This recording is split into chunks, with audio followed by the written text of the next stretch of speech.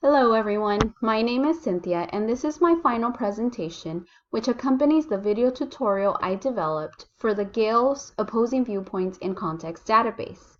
Opposing Viewpoints in Context is a cross-curricular research database which supports social sciences, language arts, current events, and other classes. It covers today's most controversial issues with over 20,000 pro-con viewpoints and around 19,000 reference articles, infographics, and more. Opposing Viewpoints in Context helps students develop the critical thinking skills necessary to discuss any side of a particular issue.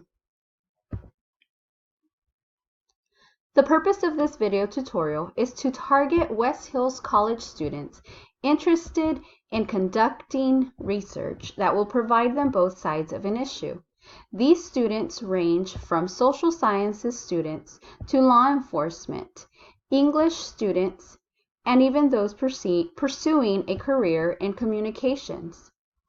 Because the Opposing Viewpoints in Context database offers a wide range of topics, the use of this particular database is suitable for just about any discipline.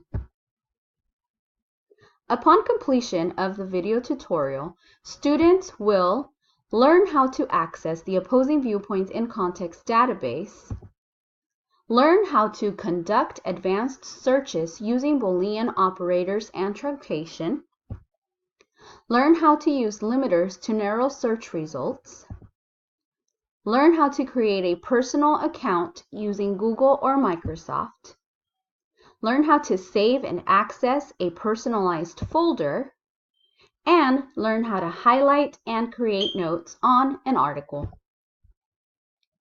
My current role is that of a library technician at West Hills College Lemoore Library.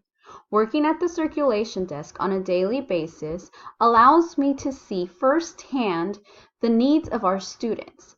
This includes both face-to-face and online students.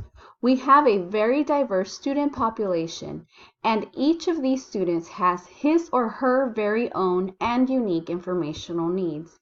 It is our responsibility as information professionals to ensure that the services we provide in one way or another meet, if not all, at least the majority of these needs.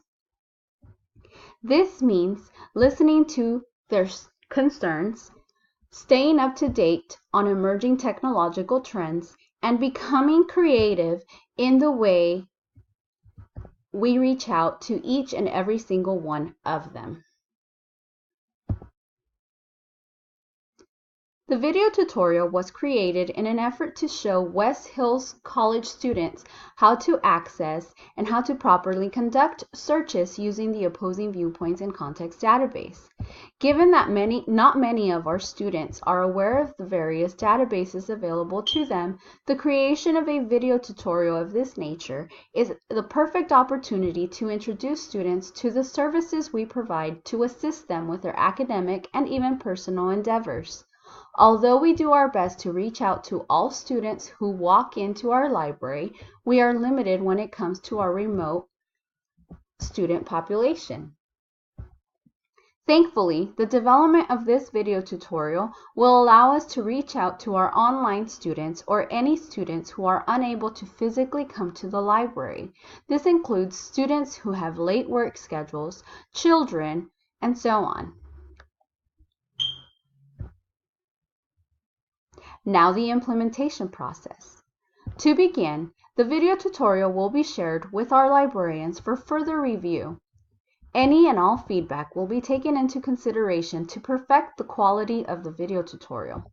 Once all necessary adjustments are made, we will have our student workers follow the steps in the video tutorial to ensure that it flows well and it is easy to follow.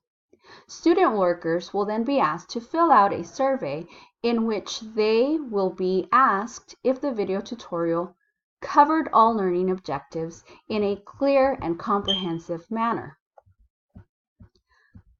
After all of this information is gathered and the video is tailored to meet the needs of our students, we will share the video with our English instructors so they can use it with their students.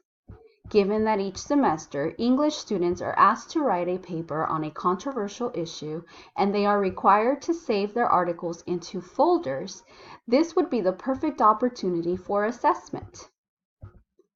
With enough feedback from the students, we can later revise the video tutorial to include any changes suggested by the students. Once finalized, it can be included on our library website for all students to use. This concludes my final presentation. Thank you for watching.